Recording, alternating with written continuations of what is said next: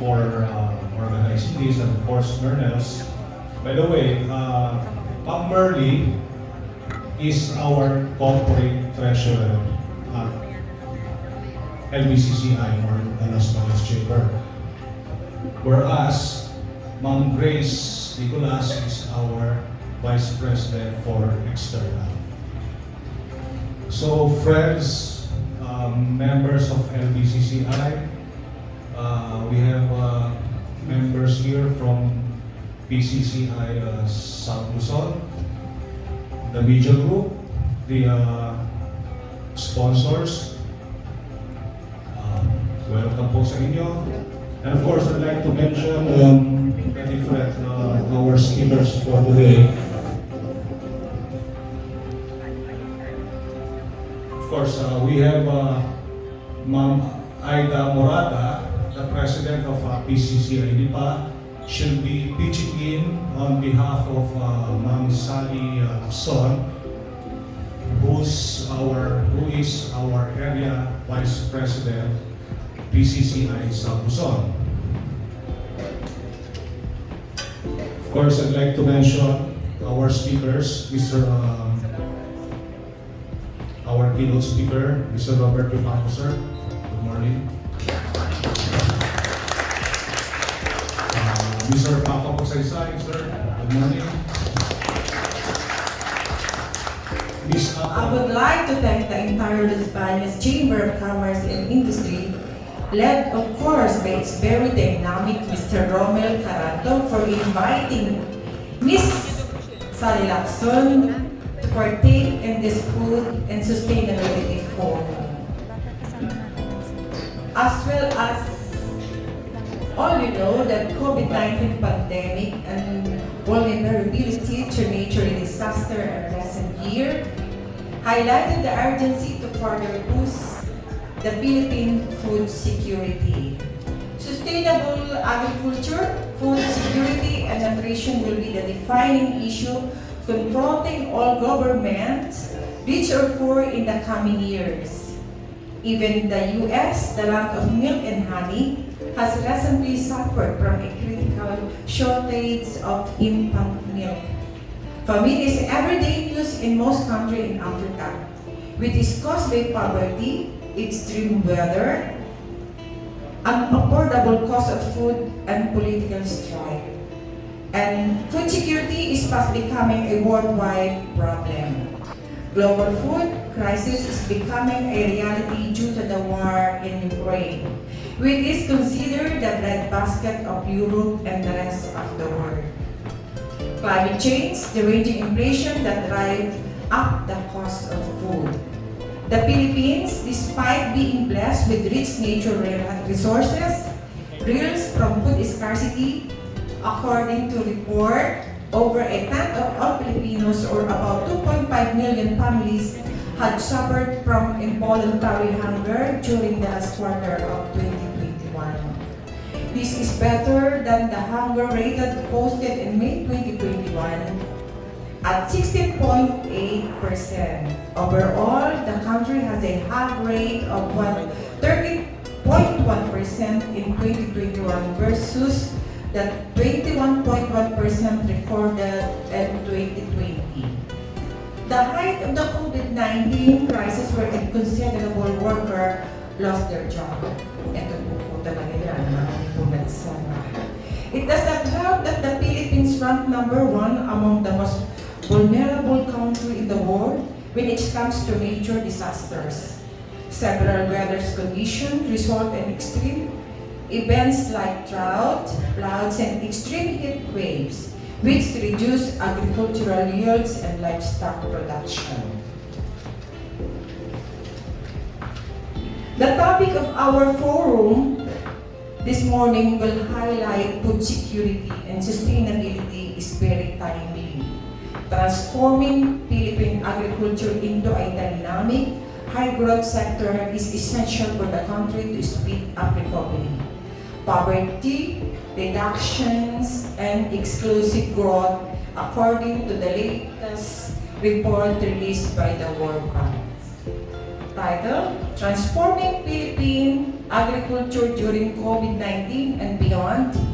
Transforming the country's farming and food system is even more important during the COVID-19 pandemic to ensure strong food value chains, affordable and nutritious food, and a vibrant rural experience from this pandemic is rebuilding and gaining the momentum of our economic growth.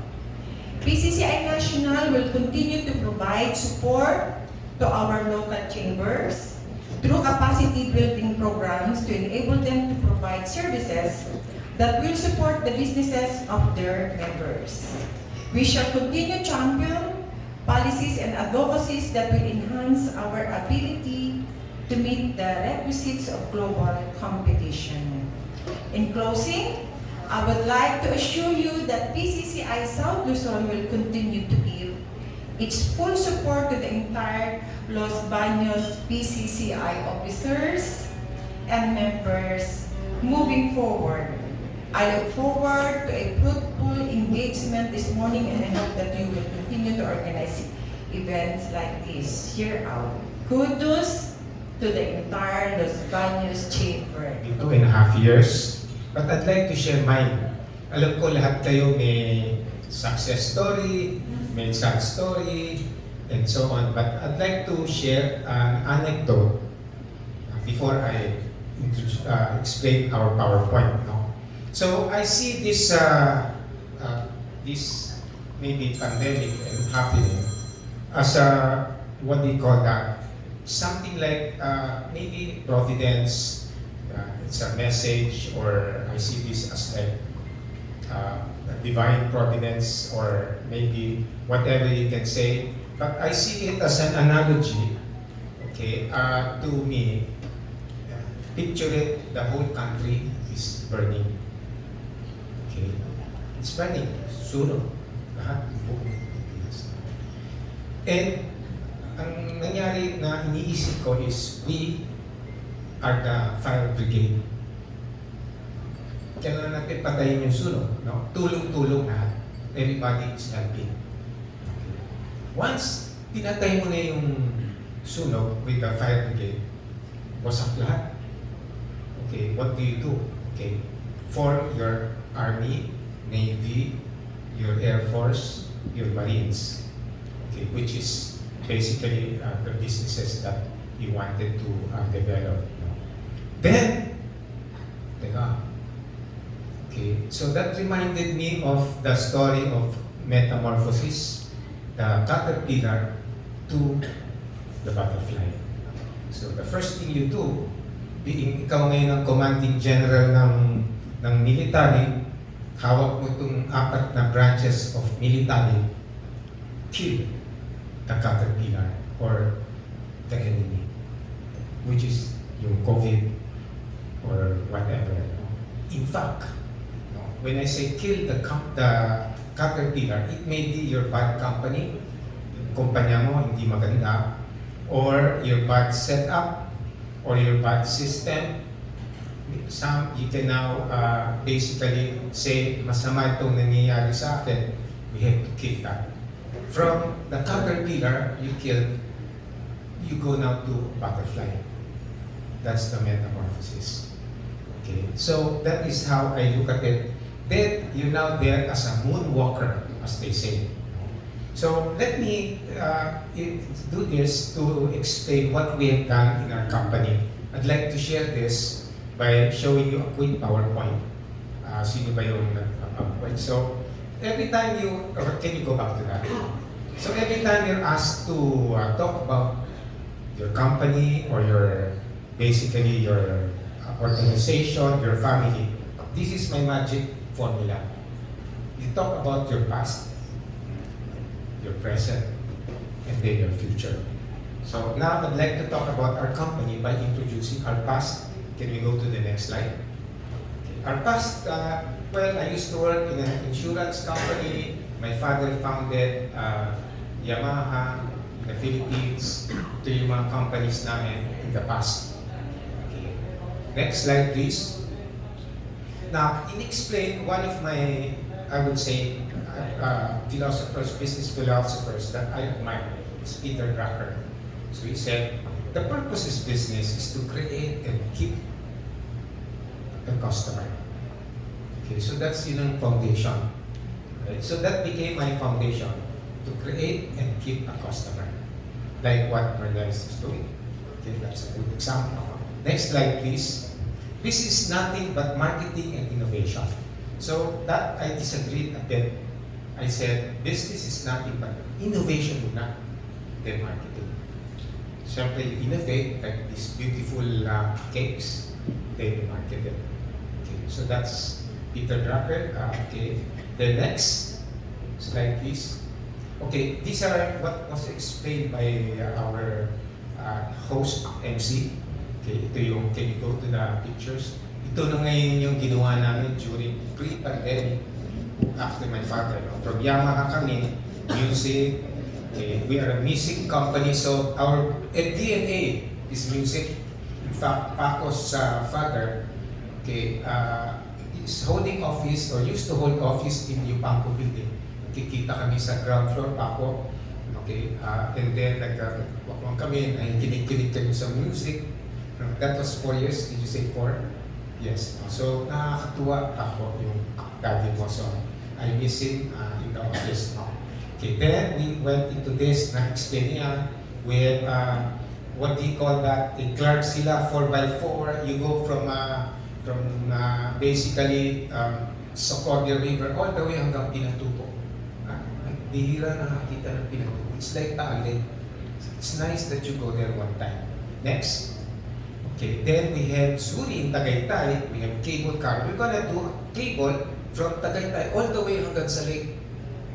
So we're doing it, biglang nahinto. Okay, I was using the Japanese cable cars. Sayang. So maybe I hope we could reintroduce that one day. Next slide, please. And then this is our team farm.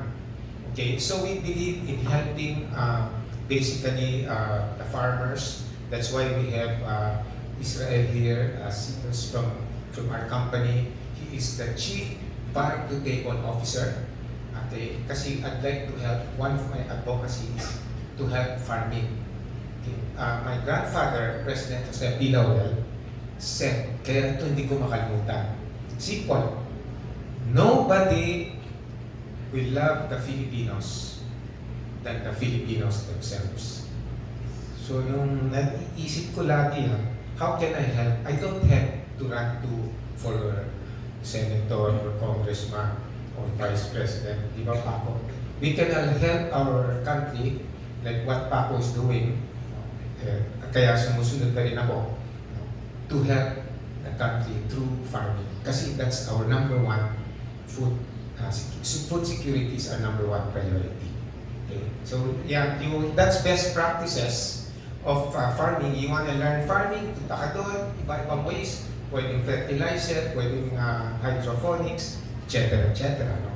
And that's like just 15 minutes away from Tagaytay. Malapit lang dito yun, so you can go. Next slide, please. Okay, meron kami sa Bohol, we call it Sukulit Trail. Sa mga Bisaya, Sukulit Trail. No, but it's Sukulit Trail. No? But you can enjoy, you live inside the what do you call that, the chocolate hills, okay, and then parang replica, and then you enjoy it. It's a small one, no? Next slide, please. Okay, we have a zoo in Japan. We call it Zootopia. Actually, it's a ski resort. Okay, tapos nun yung mga pizza natin.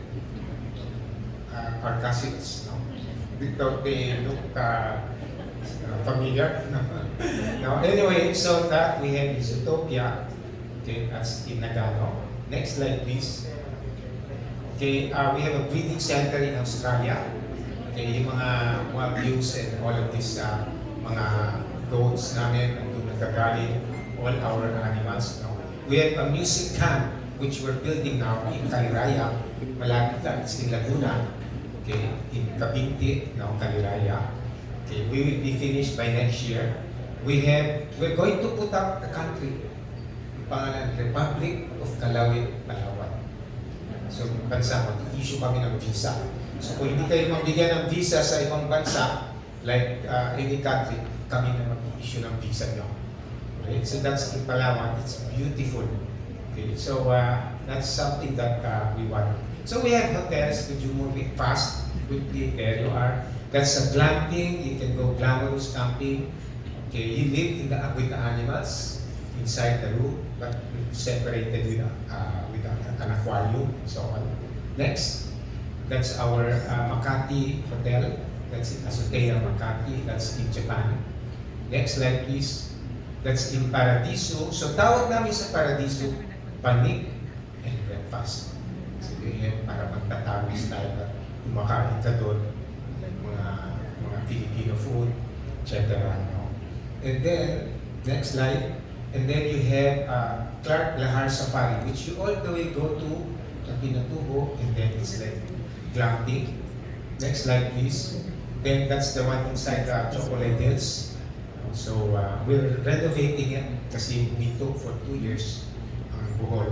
They closed down the whole Bohol, kaya medyo kawawa yung mga Pinoy, mga Boholanos. No? So we're now trying to improve that area.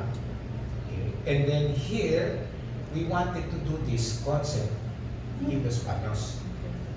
Okay, so then you notice may lake sa labas or may hot spring. So pag may alam kayong place, Kristen, my assistant there in Maroon, is looking for properties around that we can develop, or ayaw na magnegosyo yung mga kwan, kami na tutulong. No? Next slide. Okay, we have restaurants with Anli City, City of Unlimited, Samjub Salamat. We have here in San Pablo, we have putting here from San Pablo, there you are. Okay, then we go, next slide please. So we'll have, okay, we will have para bang micro Samjub Salamat. And then through Grace, we will franchise you. Parang high class na karanderiya. Nagsasamjub Salamat ka, ihaw-ihaw. So that everybody can enjoy it. Freshly cooked. Hindi yung nandyan for healthy sa And by the way, the charcoal, what we're gonna do is not puputulin yung ulo kasi we use charcoal. We're using water lily and coconut husk. Bind it with gaw-gaw, becomes charcoal. Susunugin mo ng konti, charcoal yan. Very sustainable. So we're going to launch that, okay, hopefully in partnership with Joey and Grace. And if who's interested, please don't hesitate to visit us. Next slide. Okay, ito na yung mga pangalan. Yapi Grill, Yapi Nico, Yapi Ihaw, Yapi Samyap. Okay, yan na yung magiging restaurants natin. Okay, so Joey, let's be partners here. And then Taco will supply us with mga good dairy products, ice cream, and so on. Next slide, please. Okay, we have wheels. We have shuttle. Okay, we have buses, coasters, vans. Okay. Okay. Kasi if you want to go to our parks, no? Okay, ito na ngayon yung transformation namin. Okay, oops, didn't go, ayan, yun na yung concept namin. So it's better to collaborate than to compete. So we bought into a bank called Malayan Bank. Channel 7 and then the Martinez family are all with us, including the Inquirer, Prieto Group is with us here. We have Yo Money, that means it's like a hybrid between GCash and Panda and all of this. Okay, we're developing it. We will be delivering products by drone. Okay, kinukuha na namin yung permit. Ang delivery hindi minutes, seconds. Okay. Ilan seconds dadating? So siya, kasi traffic sa Manila. So it's going to be dropped from building to building. That's selected. So that's being cleared lang with the officials of the air. Okay, then we have Yoko. Ito, of course, yun yung drone. And then next, this is the new thing, the cloud. Okay, the cloud is, when you use a lot of Wi-Fi, you use a lot of mga data, you buy normally a server, hindi na uso yun. Even though they just rent from the cloud. That's where we're going to launch it next week. By the way, we'll be the first Filipino out of a selected in the whole world that's launching this cloud. Okay. Okay, kaya you will be proud. Kasi lahat ng ginagamit yung nagre-rent kayo sa cloud, either you rent it from Microsoft, AWS, Amazon, you rent it from what do you call that, Apple, etc. We will be the first Filipino in the whole world. Siguro 5 lang ang nasa cloud business. So you will be very proud to have a cloud that is Filipino. Next slide, please. Wala na yata. Oops. Next slide. Oops, next talk. Na yung lumang business namin, konti-konti namin, ginagraduate and then introducing the digital business. Okay, hopefully our partnership to help Mernel's and Paco. Oh, yes. And then, okay, maybe you can go fast forward there. Yes, and then before that, there you are, maybe that one there. Yes, maybe there. No? We're helping farmers, 300 farmers in Laguna, I mean in Florida Blanca, in Pampanga. Nakakaawa, tama ka, no? We're helping the farmers there. Okay, we have a digital machine that will broadcast anything. So pagka may earthquake, may typhoon, that's the one helping. You don't have to go to Globe and to Smart. It can broadcast. This is exclusive naman through LGUs. Okay, and then, of course, our DNA is music. So, kung mahilig kayo sa Yamaha, organ, piano, guitar, name it, we are the one to service you. We're looking for partners also here in Laguna and hopefully Batangas. No? Okay, and then, next slide please. Next. There you are. We're bringing in doing a lot of banana chips and all of this. We're planting like a few 100,000 banana trees all over all our parks and resort, and then subcontracting it to the neighbors and whoever in the Philippines wants to plant. Bibili namin para contract growing. Okay, bibili namin yung seedling, bibili nila yung seedling pag tumubo. Tapos may nag-develop kaming banana, siguro 50% bigger pa than this. Malaking banana. Okay, so that's invented or it came out in the species in India and in South America. Okay, and then we're going to call it super banana. Super banana. Then banana chips. Then we can make a lot of things out of banana. No? Dami name it. Okay, we can also we're making from the trunk, what do you call that? We call it para bang sanitizer. Okay, tapos yung dahon, pwede sa pagkain ng ruminants. Pwede rin pang table sa restaurant. Then we have yung puso ng saging, pang Valentine.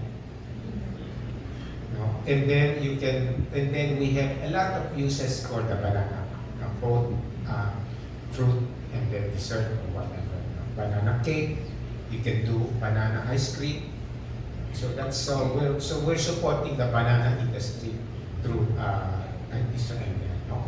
Okay, next slide. Okay, we're coming out with a TV show. It's through a congress through Magsasaka. Ang pangalan is, I hope we like this name, Masagana Pala Tayo. Okay, to help the farmers, to help the planters. And pag gagawin namin para pang storyline ni artista, it's more exciting. And then it will be in YouTube and in television, Channel 7. Channel 7 will be our partner. In fact, Channel 7 is the one that's using now our white cloud.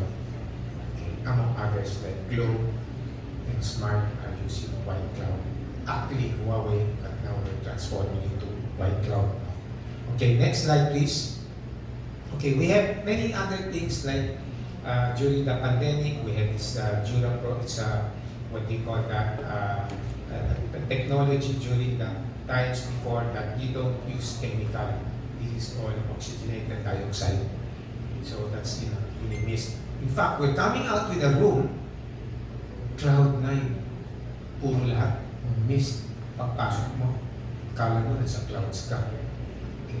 that's going to be so big, that's going to open next month already. No? Next slide, please. Okay, that's the super listing machines. Next slide. Okay. And then, so ito na ngayon kami. From Caterpillar, okay, metamorphosis, to this is chameleon. Right? What's a chameleon? Okay. So, you put this chameleon, color red, magiging red siya. Lagay mo siya sa green, magiging green siya. Funny, very interesting. Let's say yung damit mo, ilagay mo yung chameleon, magiging green. Lagay mo sa pink, magiging pink. Lagay mo sa black, magiging black. This is what we call versatility and transformation. So this is what I'm sharing with the company. And I hope my team members now, I also transformed them from an employee to a partner. So they write their own check. They pay themselves. They work for themselves, not for me. So I did them, since akong kapitalista, ito, a little lesser than the capitalist, but we do now profit sharing. Okay. It's so exciting that 2 to 3 companies will arrive next week. Say, Robert, maglalagay kami ng $100 million. 5 billion something. So, but sure, we'll talk about it because gusto ko matulungan yung bansa. As I said, I'll end it to say, nobody will love the Filipinos than the Filipinos themselves. Thank you. How big it's gonna get. But let me go on with my... Sandali lang naman to, wala pang 10 minutes. Okay. So this is the Carmen's Best Story. We incorporated our company in 2009. Sa SEC, ang company na in-incorporate ko is called Carmen's Best Dairy Products. So wala pa akong idea na ice cream ang mapupuntahan namin. Ang alam ko lang, we were going to use the milk from the farm of my dad, which was here in Baing. So, ang unang tanong is, sino si Carmen? So, Carmen is my only daughter. She's my baby girl. Kaya lang hindi na siya daw baby kasi 25 years old na siya. But to me, she's still my baby. She lives in New York City. And I called her this morning. We got to talk for a few minutes coming here. So, mabuti wala ng long distance charges, no? Kasi nung nag-aaral ako sa Amerika, it was $4 a minute to call long distance. Ngayon, libre na. Pati yung video call, libre. Next please. So these are my kids. Jaime is the eldest. He's 29. Mikey is 27 and Carmen is 25. So my son Jaime, may anak na siyang 2-year-old daughter. So lolo na ako. I love being a lolo. And please call me lolo, not anything else. So I'm a lolo because of my eldest son. And he works with us. Madalas siyang kasama ng father ko. So parang sumasama siya sa amin and mas niya yung family business. My second son, si Mikey, he works for Citibank in BGC. So nag-apply siya lahat, wala akong ginawagan. He did all the interviews by himself. I did not talk to anyone to help him get into the company. So yun ang maganda sa mga kabataan ngayon, yung talagang magsisipag and they pursue their dreams or they pursue their passions. And Carmen is in New York. She studied in Fordham University. It's a Jesuit college, and she worked for JP Morgan for several years as a financial analyst. Next, please. So, tuwing nagbabiyahe kami, importante yung ice cream na kinakain namin. So, if you see here, we are always eating ice cream whenever we travel. Next, please. So, my father started Real Fresh Dairy in 2007. Meron siyang mga partner, si Tito Danny Di Mayuga.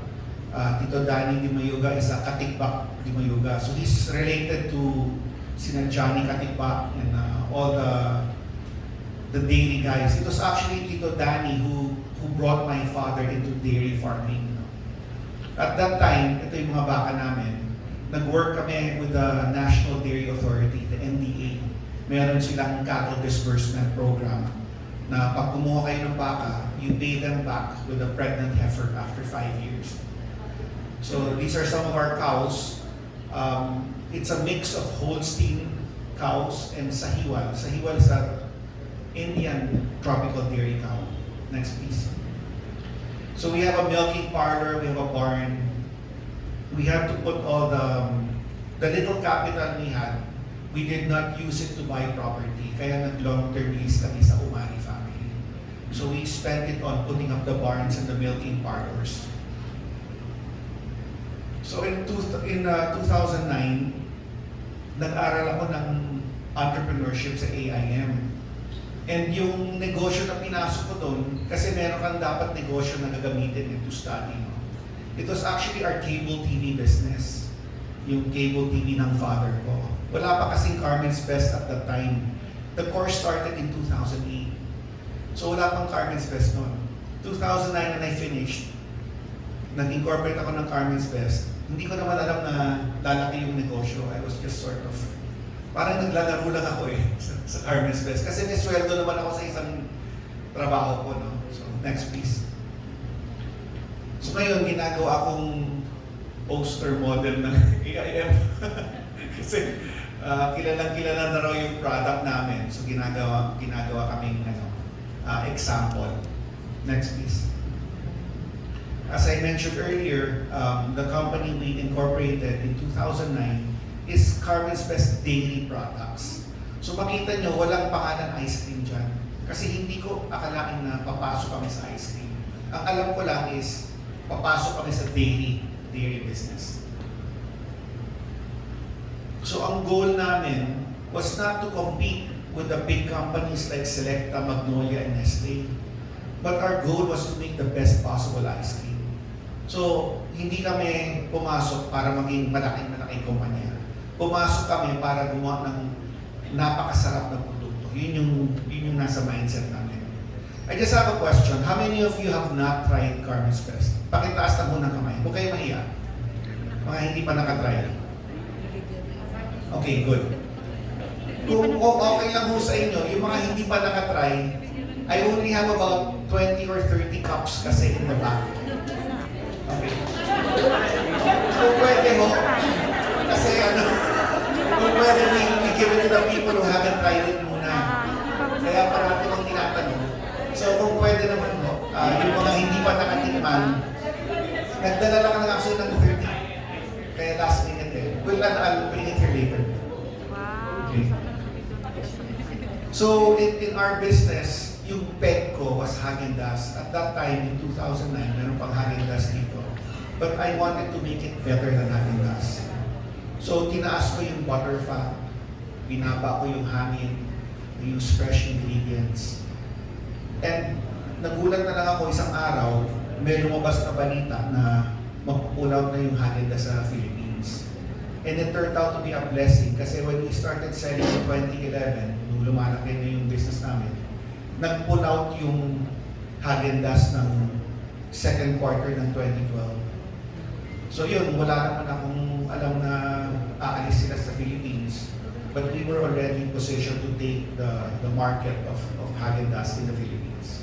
Next please. So ito naman, nung dumating si Pope Francis noong 2015, yung flight niya pabalik ng Roma, linode nila ng Carmen's Best Ice Cream. Tinawagan kami ng Philippine Airlines kung pwede kami maglagay ng supply ice cream to the Pope's flight. And I remember at that time, wala pa kaming single serve cup. Yung packaging lang namin is pint. So sabi ko sa PAL, kasi gusto kong i-serve yung Santo Papa, I will give you the pint at the price of the single serve cup. Diba? Sabi naman nila, Sir Paco, hindi naman namin pwede bigyan lahat ng pasahero ng pint. Hindi naman nila maubos lahat yan. You have to give us a single serve cup. So we had to do a special order of 500 cups. We had adhesive labels printed that was waterproof kasi frozen eh. Di ba alam naman natin pag pinalagay sa freezer nababasa. So We had to put labels on new packaging, and that brought us into smaller packaging of Carmen's Best, which gave us a lower price point. Next, please. So now we're in Philippine Airlines. Next. Qantas, Delta, and Singapore Airlines. But only outbound Manila. So linoload nila yung ice cream dito from the Philippines, outbound, and only business class. Sabi ko, sana yung buong airplano na lang mahal daw yung ice cream namin. So business class na kami linalagay. But in PAL, the total number of passengers were only serving 10% of the total. And yet, ang laki ng account ng PAL sa amin. Kasi we're not naman a very big company. So, can you imagine if we have the whole Philippine Airlines, even economy, that would be fantastic. Now, a few years after the Pope ate our ice cream, this is a publication from the Vatican. And you can search this article because it's on the internet. Ang article is about ano yung paboritong ice cream ng huling tatlong Santo Papa. I guess you know why I'm announcing this here, right? Because, next please. Dinagay nila yung pangalan ko doon. That Pope Francis said he still remembers Carmen's Best. So, this Alatia is a publication from the Vatican. And the person who wrote this is not a Filipino. Right? So this thing came out of nowhere. So nung nakita ko, talagang nagulat ako na may konting blessing yata na pupunta sa amin. All these things that are happening to us. So it's really very heartwarming. And the fact that nakatira yung Santo Papa sa Vatican, which is the heart of Italy, and they have all the gelato you can have there. Yet he still remembers Carmen's Best. Next, please. So nung nag-lockdown, we came up with different types of ice cream. Kasi we have ice cream machines, we have people who know how to make ice cream, and we came up with J&M on the right side, and it's an alcohol-infused ice cream. So may alak yan. But Arctic naman, mas makita mo, mas malaki yung packaging niya. Kasi dinevelop po namin yan para sa mga food service accounts, which is restaurants and coffee shops, hotels. So for Arctic, we supply Via Mare, yung kanilang ube ice cream. We supply other ube ice cream. And also for a few hotels like Lime Hotel in Pasay City, they use our ice cream for their buffet. Next please. Next please. So pakibalik lang isa. Yung J&M ho is the, balik lang.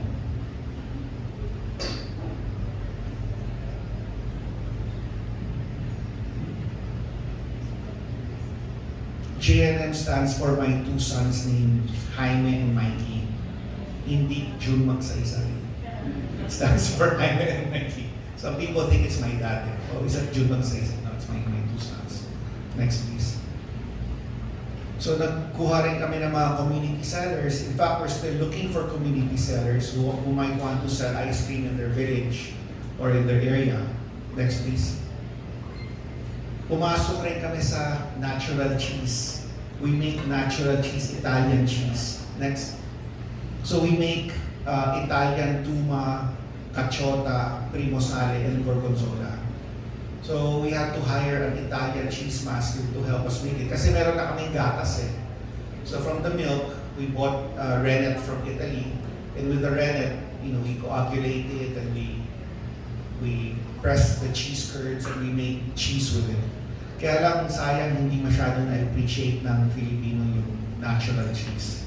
Ang kabisado sa atin is what they call analog cheese or non-dairy.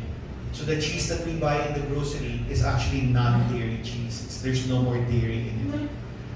Tama ba yun? I'm asking the food techs in the side. Hindi kasi ako food tech eh. Next please. Nagpapanggap na akong food tech. So we also put up our own e-commerce site during the lockdown. And since a lot of our accounts, Philippine Airlines shut down, they were not flying, a lot of our restaurants accounts closed down, we had to find a way to sell to our market. So nagbukas po kami ng e-commerce site. Which, by the way, we have a 10% off up to end of the month. So if you want to order ice cream at 10% off. Next, please. That's the website, carmensbest.com. So a few months ago, Metro Pacific, which also owns Meralco, PLDT, and the toll roads, approached us to buy part of our company. Next, please. So we consummated a deal with them, with Mr. Manny Pangilinan and Metro Pacific Industries, for them to buy majority stake in our company. So ngayon, hindi na ako yung CEO ng Carmen's Best. So nakakapanibago kasi iba yung style of running a business, yung mga malalaking kumpanya. Very different mindset from an entrepreneur. Because syempre yung scale, mas malaki, mas may capital sila. Eh tayo naman as a entrepreneur, always speaking of saving money and this and that. So it's been a marriage for the last siguro 5 months. And maganda naman yung pagkalabas ng pasok nila sa kumpanya namin. Ang binili nila is our ice cream business, the dairy farm, and the processing plant. So hawak na nila yung buong dairy business group namin. Bakit sila bumili ng dairy farm at ng Carmen's Best? Because Metro Pacific plans to go into the agriculture sector. And we were the first company that they acquired to get into something similar to a farm-to-table type. More really to help the farmers.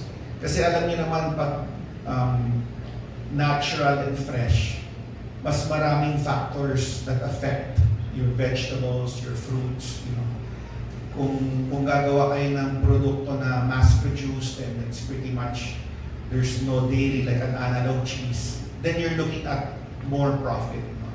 But if you're gonna do fresh and natural, ang papasok mo nun is tutulong ka talaga ng mga farmers, which is what they plan to do. They plan to come in and continue the quality that we have, to continue the 100% fresh milk. I was speaking to a guy earlier who runs John. Where's John? I think he left. John, yeah. So I was telling him that we can supply milk to his school because yung milk namin, hindi namin hinahaluan ng tubig. Majority of the farms, sad to say, they mix water with their milk. So sa akin, the integrity of the product is very important. Kasi kung masira yung integrity ng product mo, nawawala na yung trust ng market sa product mo. And that's one thing that we have maintained and we continue to maintain is the quality we have for the dairy products that we have. Next, please. So thank you so much. I'll bring the cooler here and So I'd like also to announce na we've been partners with Mernel's more than 15 years ago. Naalala ko pa ho si Ma'am Merly noon when she started from scratch. Yung mga executives namin from San Miguel or from Los Baños. And when they realized that we were developing the mix of Mernel's, they were so proud na nung na-develop namin, uy, ate na pala yung Mernel's. So yun. So yun po yung history namin. And now, given that they are entering into a new line, meron na rin po silang other cakes as presented earlier, and mango breads. So let me introduce to you our product line naman on breads and on products that we offer to the market. So ngayon ho, after pandemic, most of the people are craving for healthy options.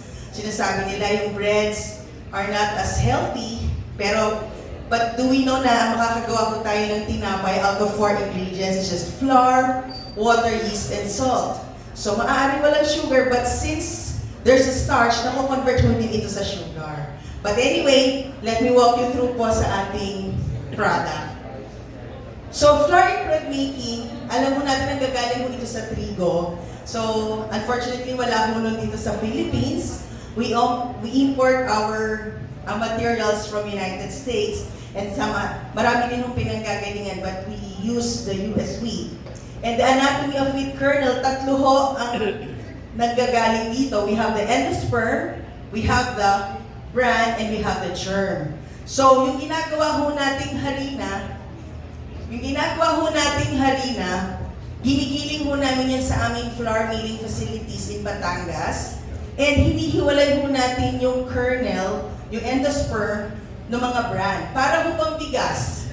Kung yung bigas ho natin dito, inaalis ho natin yung ipa, and then the white rice is the refined material. Sa atin naman ho, refined grain ho yung wheat. Yung nakikita ho natin sa market, yung white flour that we normally see in the market, like all-purpose flour, mga cake flour, yan po yung pinanggagalingan ng mga harina. Yung loob ho, yung endosperm. Now, we also have what we call whole wheat flour, na yun hong isang buong trigo.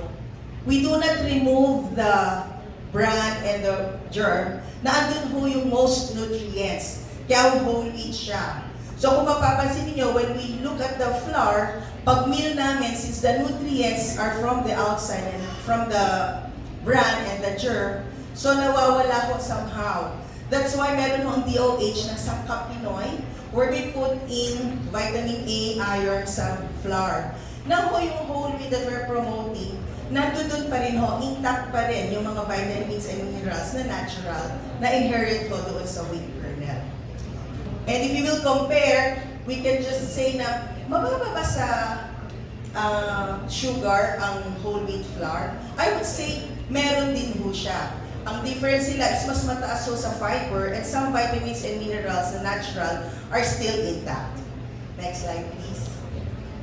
And now, just to promote ho, yung endosperm ho, where yung sinasabi natin refined grain, andun ho yung tinatawag nating bread flour or hard wheat flour, where we make our breads, pandesal, tasty, even baguettes. Soft flour, as the word itself, ito ho yung ginagamit natin naman. Soft flour siya, pero pinagamit niya mostly biscuits, cookies, and some noodles as well. All-purpose flour, we make our breads, also dito and cakes. And then, for San Miguel Meals, these are the brands that we carry. For Baron, it's the all-purpose flour that we have. We also have one in retail, which is Magnolia all-purpose flour. Si San Miguel din po yun. For bread flour, we have Emperor hard wheat flour. And for cake, we have Princess cake flour. And now we developed also, next slide please, yung tinatawag naming pandesal mix, whereby since sa bakery, most of the bakeries nahihirapan ng 50% of ng trabaho, pagtitimbang, pag-weigh, ini-simplify mo namin, we made use of pandesal mix, where ang i-add na lang mo ng bakers are yeast, water, and oil. Then, next slide please. Now we are introducing our whole wheat flour. As mentioned earlier, whole wheat kernel po siya naging grind. So meaning, andun ho yung germ, meaning nandun din ho yung maaaring magpaiklit ng shelf life. What we did is we vacuum pack it to keep it fresh ng matagal. So it's about 8 months and still going ho yung shelf life natin dahil it's vacuum pack. And we have two variants, the darker one, which is the coarse whole wheat, and the fine whole wheat ho, yun ho yung mas ma-finer ho yung brown particle size. And tanong natin, pwede ba gumawa ng bread out of these flours only? Pwede naman po, kaya lang ang downside is hindi siya kasing laki because it contains the bran na hindi ho maganda when you are producing loaf breads. So mas maganda ho if we will combine this to a regular flour pa rin na kasama ho nung harina. About, later ho makikita ko yung ratio. And for this, sa maganda po siya yung soft wheat flour natin sa paggawa naman ho ng cookies and pies. So if we will notice, magagawa pa rin ho. We tested this in blondie. So yung on the left side, yun ho yung whole all-purpose flour lamang. On the left side, yun ho yung whole wheat flour. Mas brown, and then mas, in terms of texture, it's more crumbly, pero pwede pa rin naman mo siyang kainin. But what makes a bread product or a flour-based product more nutritious is the ingredients that we add. So, yung iba, they opted na mas, sabi nga kasi iba, di ba, less processing, mas healthy. So, yun, less refined. Other might opt to use brown sugar instead of white. Other may want to use molasses or honey instead of the white sugar. Mga ganun din po. So, in terms of flavor naman, it has a nutty aftertaste, yung whole wheat ho. Because meron mo siyang inherent na lasa. So, next slide please. And if you want to make breads, what we recommend is we combine a 70% hard wheat flour and 30% whole wheat flour ho in terms of baker's percent doon sa paggawa natin ng loaf bread. And if we opt naman to use the pandesal mix and we wanted to make it healthier, so we want to add coarse whole wheat, we combine 80% ng pandesal mix and 20% of whole wheat flour. So tingin namin, napapanahon that if we have bakery owners na nandito po, you may want to offer something healthier sa ating customers because after the pandemic, mataas din ho ang need or demand for healthier options. And with that, I would like to thank everyone. Thank you po. Your cakes into something more sustainable. So how? This is by using more sustainable ingredients, which I will show you in a bit. And of course, lastly, how to make it more healthy. Kasi actually sa cakes, medyo challenge po yan eh. Sa breads, I know, yes, sa San Miguel, no? It's very easy. We have to do healthy breads, but sa cakes, medyo challenging. Because we all know that cakes are really indulgent. And of course, but we do have solutions still. So just in case you have any questions about it, you can approach us. We have solutions to make cakes healthier. So we have sugar-reduced and sugar-free cake mixes that you can use in your businesses. Next, please. Yeah, so this one is our commitment to our consumers, no? To you, our stakeholders, and to future generations. So we are focusing more on providing better health, better life, and also better planet. So I will show you how Puratos does it. So for better health, next please. Next please. So we really focus on developing products which are healthier for our consumers. So here you will see that we have developed products which are under more fruits because our consumers consider baked goods with more fruits as really healthy. And also more seeds and grains. We have also solutions to provide products for a happy gut. So yung parang which takes care of our so it's more fibers, it's taking care of our gut. And then we also have fat reduction. So I'm sure marami po dito if you're baking, ang taas na po ng presyo ng fat and sugar and marami pong commodities. But we do have cost mitigation solutions, like we have a technology where you can reduce the fat content in your recipe. Meron din tayong solutions that can reduce also the sugar, so marami din tayong ganyan. And also adding, adding more fibers, adding more grains and seeds.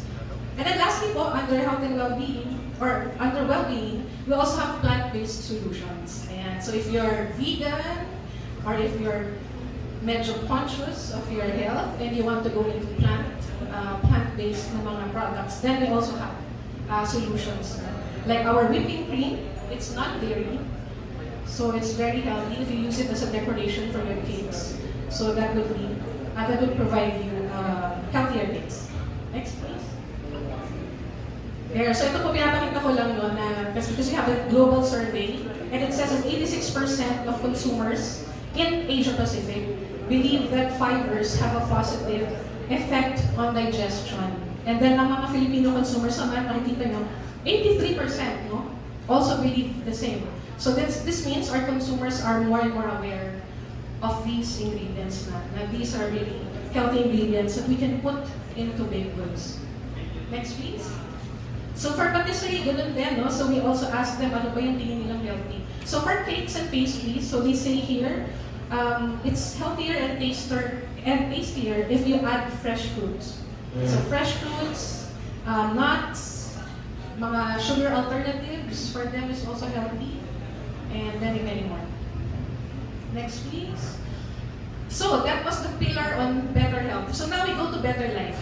No? Kasi meron pa tayong 3 pillars. So, ang better life po natin, so we start, of course, with the communities. No? It's all about protecting the heritage and also the communities and the people. No? So we have a lot of initiatives, but let me just focus on two initiatives, which I think is very important for our industry, natin po, ng baking industry no, here in the Philippines. So one, let's start with Cacao Trace. So meron po tayong booth dyan. So Cacao Trace is a cacao sustainability program. It's a global one, which we started no, as Puratos Group. And the reason why we're doing this is because we want to share the value of the chocolate to our cacao farmers. Because kung titingnan mo natin, mahal ang chocolate. And diba, may, we put a premium on chocolate. But this, apparently, this value is not being shared with the cacao farmers. No? So yan po yung ating gustong gawin. We want to share the value, and we also want to commit to our stakeholders to provide the best tasting chocolates. So kaya po tayo merong cacao sustainability program, which we call Cacao Trace. So next please. So when sino bang kumakain ng chocolate? I'm sure na. Yes, yan. I'm sure lahat po tayo kumakain ng chocolate. Who doesn't love chocolate, diba? So, saan po kaya galing ang taste ng chocolate?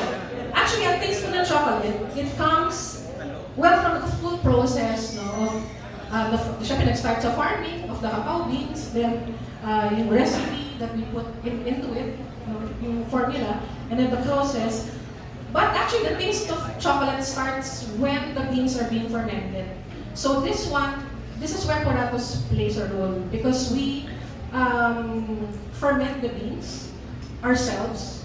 No, ito po, I think it's what sets us apart with other chocolate manufacturers. No? Because from the very start pa lang, we already involve ourselves in the fermentation process. Kasi dyan pa lang po nade-develop yung taste. Next, please. So I'm just going to show you that we have post-harvest centers because we wanted to ferment our own beans. And that's why we have fermentation centers all over the world. So we have, next please. We have in Mexico, we have in Vietnam, so you see here some photos, Uganda, Papua New Guinea, and Philippines, of course. So we're very proud to say that we have a fermentation center in Davao for the Philippine market. Next, please. So ano pa yung itutulong natin, no? Bakit yung program na to, we have built a lot of infrastructure, no? So we've built primary schools for some mga cacao farmer children sa ibang countries, no? Like this one is on Ivory Coast. And then marami pa tayong pinatayo pati mga septic toilets. So we're trying really to help them, yung community ng mga cacao farmers. Next please. Yeah, so just more pictures of the schools and the buildings that we have built to help the community of the farmers. Next please. So again, in Vietnam also, in Papua New Guinea, we're doing the same. Next please. And the active cacao trace locations. So we're very proud to say that in the Philippines, we have about more than 2,000 farmers who are enrolled in the Cacao Trace program. And Philippines is one of the newest locations. Next. Yeah, so we have our cacao fermentation center in Davao. We have built 3, we've opened 3. One is in Kalinan, the other one is San Isidro, and also in Nati, in Davao. So this is where we actually also bring our customers now, so they get to be aware of what we're doing with the program, with the Cacao Trace. And we also go there to award directly incentives towards the cacao farmers. So this is really being done. It's being given in cash. We incentivize the farmers. So it's not just about buying beans and using it. Hindi lang po doon natatapos yun. But we really have a program which is sustainable and will also help the cacao farmers sustain their livelihood. It's really by giving them incentives for the quality beans that they sell to us, which is being produced into Chocolate. So yan po yung brand natin for Philippine chocolate. So it's called Chocolate Philippines. And we have samples there. So just in case you want to taste, you're interested, ano ba yung lasa talaga ng Philippine chocolate, which is really processed the correct way. So we have there the dark, the milk, and we also have the Asia white. So you can just proceed there later if you want to taste it. So you have your range. Next. So we also have the Belgian chocolate. No? So this one is Belgian. So of course it's being produced in Belgium. But it's also under the Cacao Chase program. So if you want more premium, more tastier chocolate, so you can go for Belgian. Medyo different siya. Hindi ko sinasabing, well, pareho masarap. But you can compare. Parang masarap, but I think pwede gamitin ni Carmen's Best. Sayang na lang kasi sir dito. Yeah, you can actually use it for their ice cream, for the breads, for cakes, no? So you can use it. Next, please.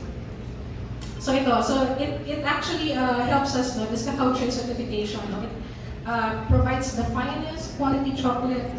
It provides better lives for the farmers, better planet as well, thanks to the agroforestry that we have. So we're also planting trees.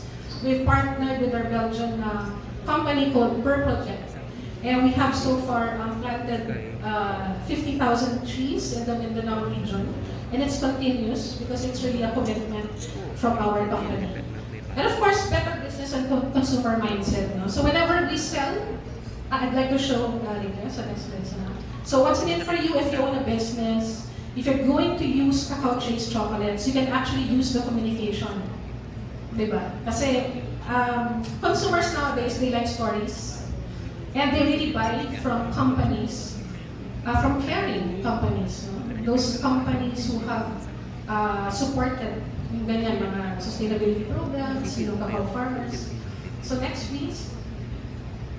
Yeah, so we have, of course, we provide technical support. We have a group of chefs who can help you, like what we're doing today with Mernel. Help them with the menu development, provide them with recipes, no, a lot of ideas that you can sell to your consumers. So it's more of a really collaboration. And for marketing support, of course, we can also provide materials, the story of cacao trees. We have videos to share. We have the logo you can put on your packaging. Yeah, you can see there that this chocolate, whenever you buy it, you are helping, better the lives of the cacao farmers in Davao. Next. Yeah, so just an example of material that we can provide and you can use in your businesses. Next, please. And this is another sustainability. I think it's really a part of sustainability.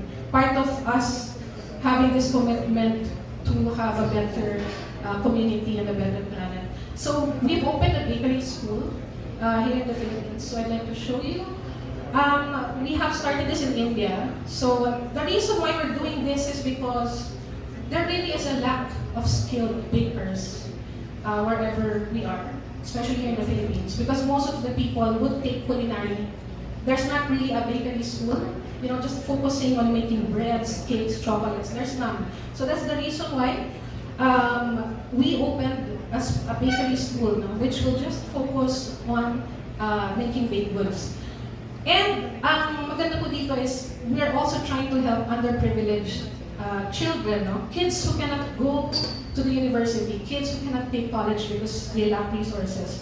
So we have opened a bakery school in the Philippines just last year. So we have our first batch of scholars, about 20 of them. And this bakery school is located in Payatas. So we're actually capturing yung community sa Payatas, helping students there have a future in becoming a chef or a baker. And it's a full scholarship program that we provide. And we have partnered also with CCMF. So what is CCMF po is the Consuelo Chito Madrigal Foundation, who has a compound in Payatas. So meron po silang facility doon where they also teach may mga livelihood programs din po sila for the underprivileged youth. Okay, next. Yeah, so ito po, what's in it for you? Of course, if you support the chocolate, if you're going to use our chocolates, then we will be supporting also our cacao farmers. Because knowing that we give back, directly to them, for sure, you will play a big part. And also to participate in the bakery school program. So, because the reason po why may bakery school tayo is for us to be able to provide bread manufacturers, cake manufacturers. If you need skilled bakers, then probably you can get some of our students coming from the bakery school po, no? So yun po, nakatulong na tayo. So win-win-win. So nakatulong tayo sa mga underprivileged youth. And then meron din po tayong skilled bakers, no? For us to use, no? For our businesses. Which is really hard to find these days. Kasi karamihan po ng skilled na mga bakers, chefs, no, pumupunta sila sa abroad. So yan po yung mahirap. But hopefully, no, with this kind of support, then we can make them stay and be of service to our industry. So lastly po, last na po to, alam ko gutom na po lahat. Pasensya na po, ako yung last. So for Better Planet, this is the third initiative that we have. So it's all about responsible sourcing. So, and we have a lot of initiatives, as you can see, no? Yung mga purchase 100% renewable electricity. So we're already doing this in our company. Also, we have a long-term plan until 2030, no? To have all these initiatives and achieve all that we are doing. No? So next, I'd like to introduce to you another interesting product. So this one, it's all about responsible sourcing, no? And it's going directly to our farmers. So we have this fruit filling because we also produce fruit fillings. So this one is made from mangoes coming from our southern Mindanao farmers. So we go directly to them, we shorten the process, and we're also building a program similar to Cacao Trace, just for the fruit farmers. So ito po yung ating ginagawa ngayon. No? So that's why we have launched this kind of product. And it's also our very first NAFNAC product. It's natural, no artificial flavors, no artificial colors. So it's all natural mangoes. So it's very easy for you not to use it for your breads, for your cakes. You don't have to peel the mangoes. It is more economical as well. Kasi po, mangga talaga siya when you open the peel. Yeah, it's really mangoes inside. Yeah, so just to show you lang what you can do with it. Na creativity is your limit. You can do a lot with the mango filling. So it can be applied into bakery, patisserie, and chocolate products. Thanks. Of course, the same day of technical support and then the marketing support, we have the story of the fruit trace, yeah, and the mango heritage. Of course, our mango is really, it's our national fruit, so we have to really bank on that one and use it in our communication. So some examples also of materials that we can share with our consumers. Yeah, so what's in it for you, for responsible sourcing? It's really creating value for your product. So like what Mernel is doing, which we are really, really very proud of, because you're trying to really create value out of better baked goods that you're making. Okay, so supposed to be po may video pa yan, but I think wala times, no?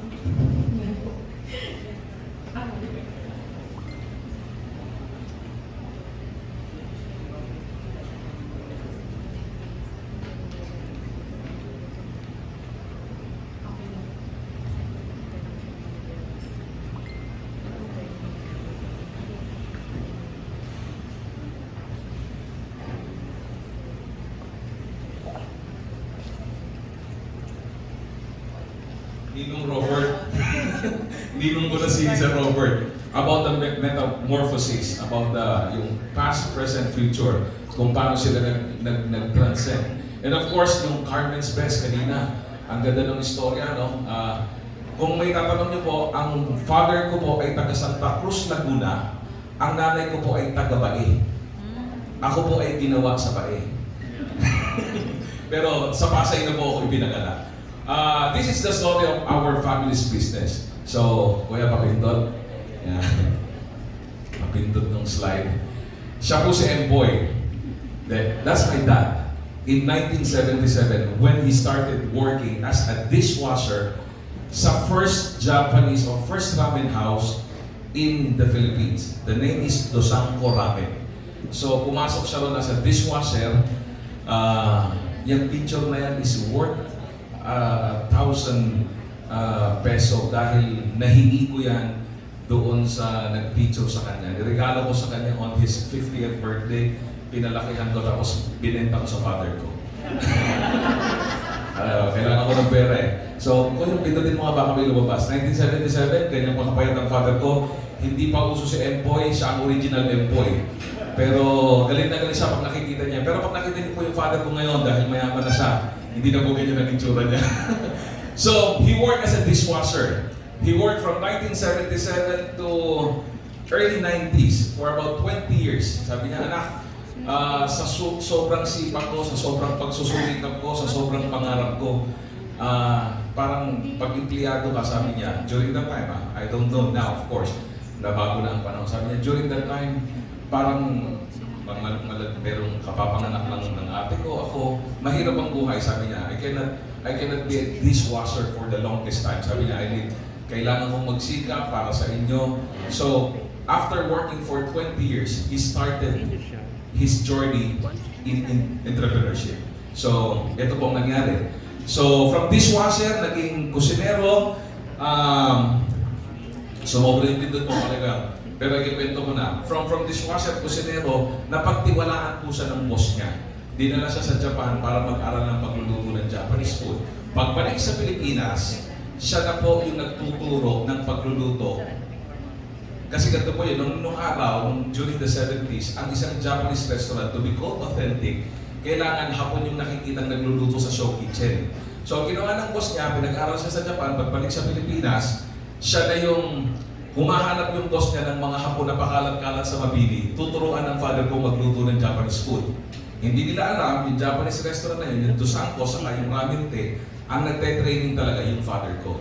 So after working for 17-20 years, sabi niya, hindi ko na kaya. So I need to start my own business. Sabi ng father ko sa mother ko, then nag-resign na ako. So technically, wala na akong trabaho, kailangan natin mag-business. So ang unang business na binuksan niya ay, ano po? Karinderya. Opo, ang tininda namin is Tapsilog. Kagandahan po ng aming Tapsilugan, yung aming karinderya, katabi po siya ng mga nightclub. Yung mga nightclub po, marami pong lasing. Marami pong hapon. Yung mga hapon po, walang makainan pag madaling araw. Yung alangan ng oras. So, naisipan ng father ko, yung Tapsilugan, lagyan niya ng noodles o ng ramen. So, yun. Meron kaming isang regular customer, si Mr. Naomi Fukuda. Sabi niya, Benji-san, I want you to change the name of your restaurant. Kumuha ng tissue yung hapon, sinulat sa papel, Rai-Rai-Ken. Sabi ng father ko, tangin na naman ang pangit ng pangalan. Pero ginamit pa rin niya yung pangalan. Sorry for the word po, no? Totoong ganun ang reaksyon ng father ko. Sabi niya, pangit naman ang pangalan. But still, he uses the name Rai-Rai-Ken as the name of the Japanese restaurant. From Master Chow, kinonvert namin to Rai-Rai-Ken. Little that we know, Rai-Rai-Ken pala, the brand, started in Japan in 1910. It was actually the first ramen house established in Japan.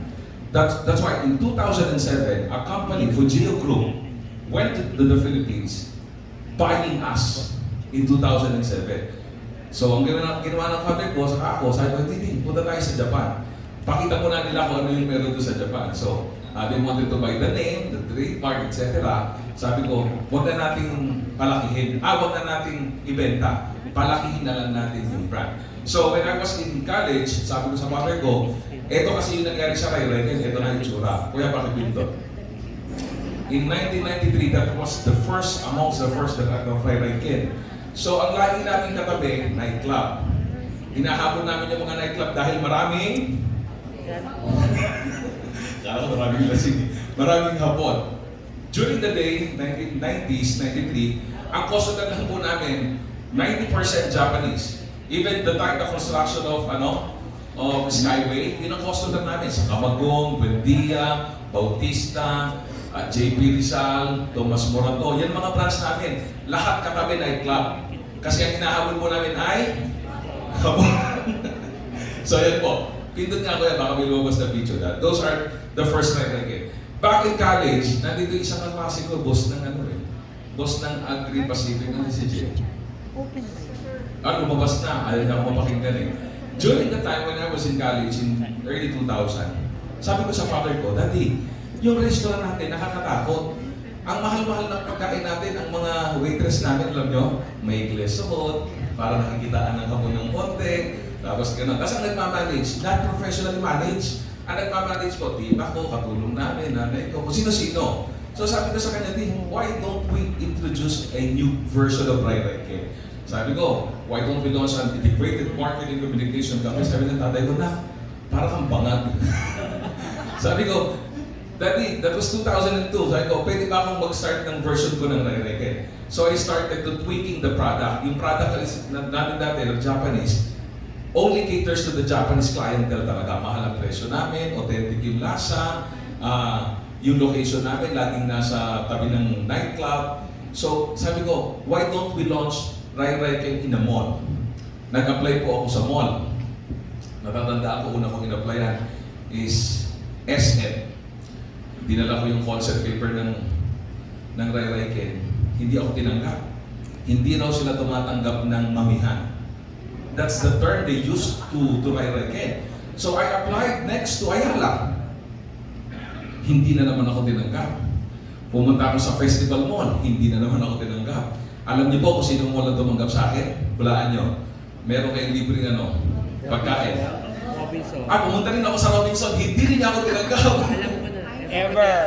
Ever, mali po. Ang tumanggap sa akin, Harrison Plaza.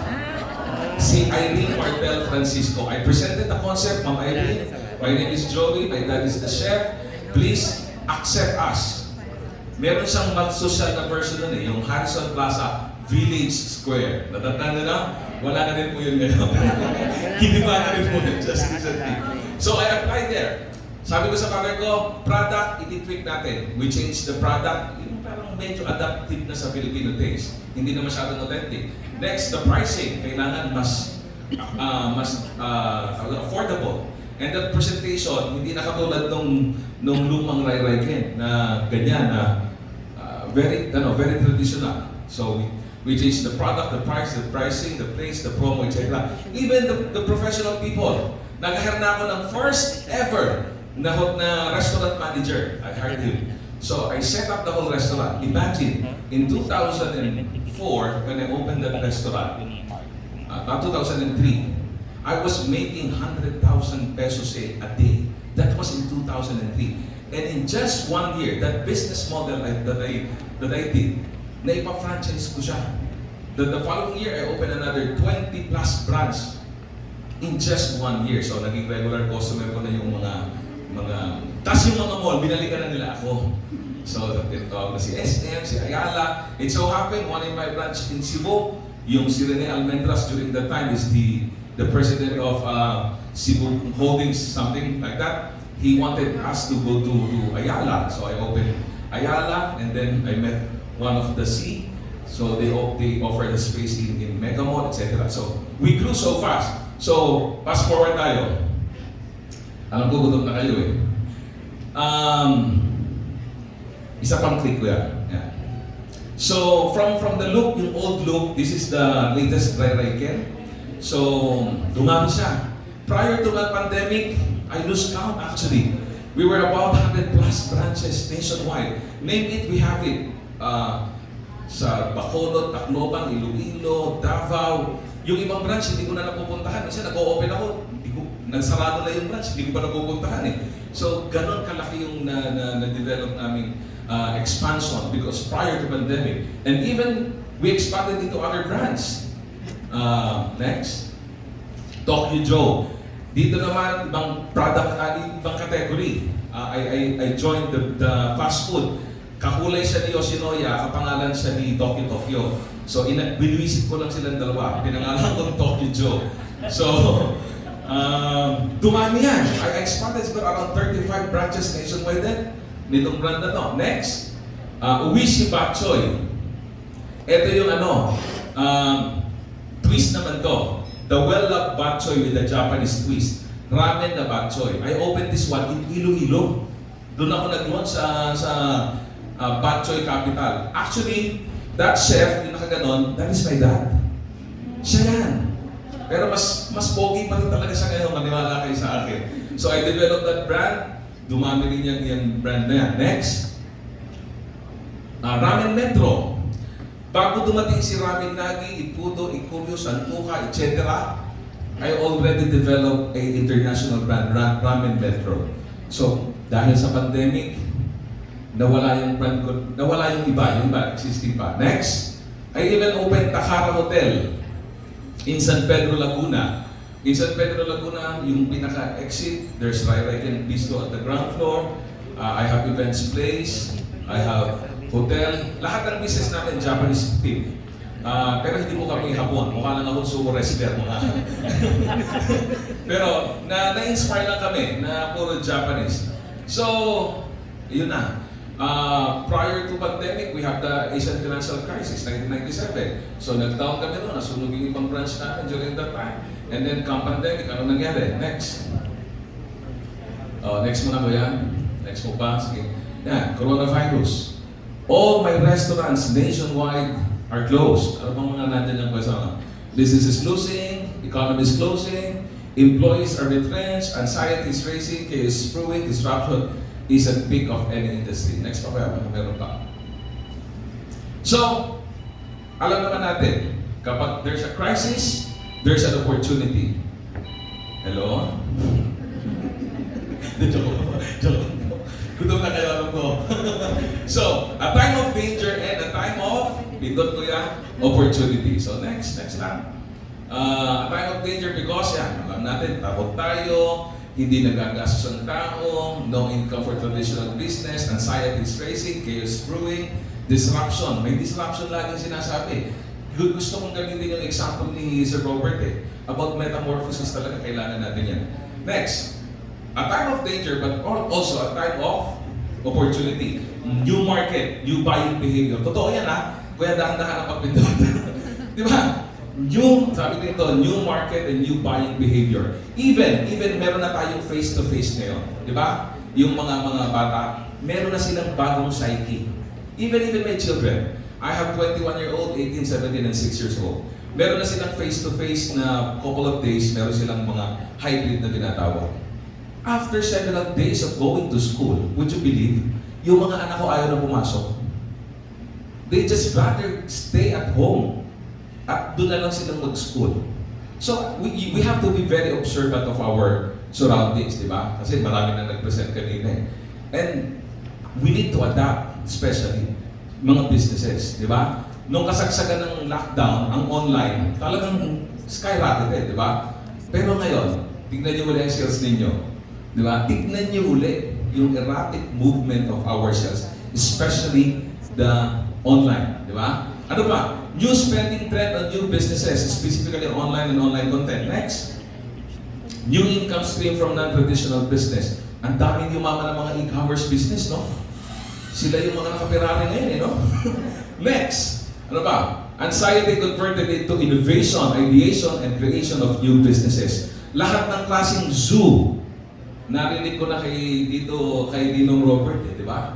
Yung metamorphosis na nangyayari, the cloud system, etc., etc. Talagang nagpe-present ako kay Tito Robert ngayon. Because, nandito ako nag-live. At totoo po, nag-down na yung sugar ko pero I'm trying my best to discuss. Hello, yan, okay. A lot of things is happening around us. We have to be very, very observant kung anong nangyayari. There are a lot of marketing professionals right here na alam ko, di ba, na-challenge tayo, daming nangyayari. Mernel's is a good example. It's a traditional business, more than almost 25 years. Pero, meron ng global arena na pinaglalabanan. Anong mga trends na nangyayari ngayon? What are the opportunities na nasa harapan natin that we can grasp? Next. Pangit lang pakinggan but this is the formula that I'm using right now. The DICKS. I won't read it. It's about disruptive innovation.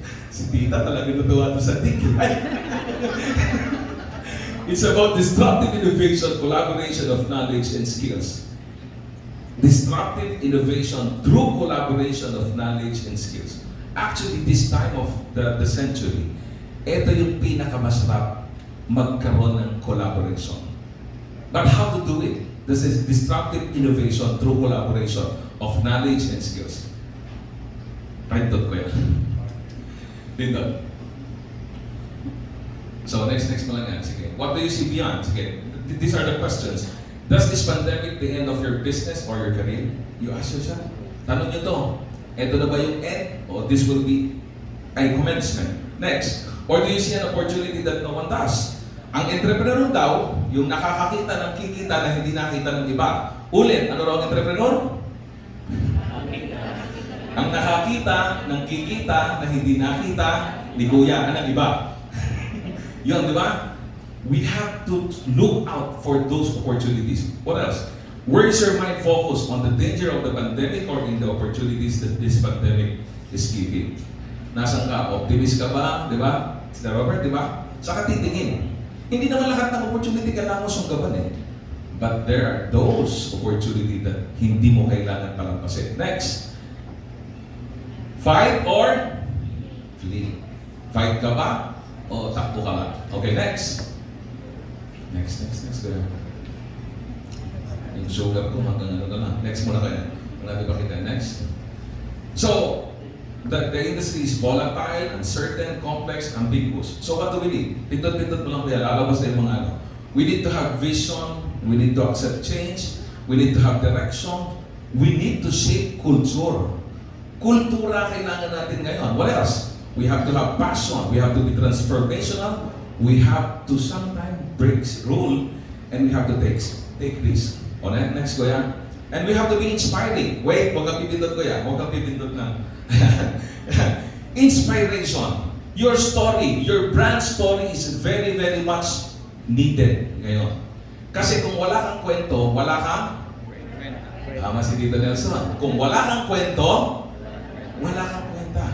Every company, every businesses, every story is necessary for you to move and to be, kaya meron kang USP, di ba? Unique selling proposition mo. Ano yung kaibahan mo? Ano yung istorya na ibebenta mo para matandaan ka ng merkado? Pag nabasa ko ang Mernel, alam ko to si Tita Merly to at si Tito Nelson to. Pag nakita ko yung Subic Safari, si Sir Robertson. Pag nalaman ko si Carmen Spes, si Sir Paco yun. Pag nakita niyo si Ray Ray Kate, hindi si Empo yun. Pagagalitan ako ng father ko. It's about your story that will inspire. Strategic. It can only be strategic if it will serve you, your employee, and your customer. Triple win. Ganon dapat ang pagbuo ng storyline ng company. Next. So, think. How do you do that? Pindot-pindot lang kaya. Disruptive innovation through collaboration of knowledge and skills. Ang totoo mga kaibigan, ano ba ito? Pag nakikipag-collab kayo, it's either you have the time, but you don't have the money. Minsan, di ba? Minsan, ang dami mong oras, wala ka namang pera. Minsan, ang dami mong pera, wala kang oras. Okay, masama, wala ka pang talent. So, dito nga ko yan, may explanation. The new currency or the value proposition now is, number one, you have to have time. Pag buhay ka, meron kang oras. Pag patay ka na, wala ka na? Oras nyo na. Oras na natin kumain. Next, talent. Taas ang kamay ng walang talent. Dito, hindi naman. Magawa na kayo ng malaking business eh. I think everyone, we have our own unique talent. Imposibleng wala. Pag wala kang talent, imposible eh. You have to discover it lang eh. Diba? Next, treasure. Treasure could be money. It could be facility. It could be something that you possess, that you can use. So, if you have the time, the talent, and the treasure, you have the new currency. And it boils down to, being trust. Pwede kang pagkatiwalaan. Pwede kang ngayong makipag-collab. Look what happened to us during the pandemic. Noong pandemic, sarado lahat ng business namin, wala kaming ginagawa.